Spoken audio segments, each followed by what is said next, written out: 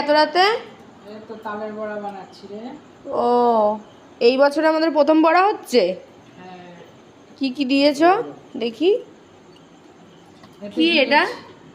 তাল, হ্যাঁ। কলা, তারপরে চিনি আর চালের গুঁড়ো, আর এখন আটা দেবো।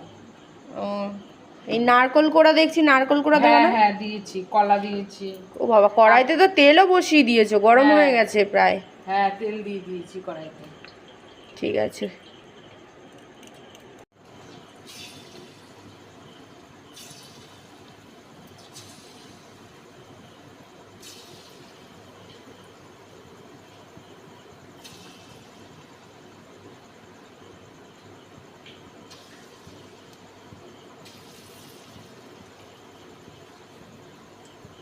কি করছিস সেটা তুই?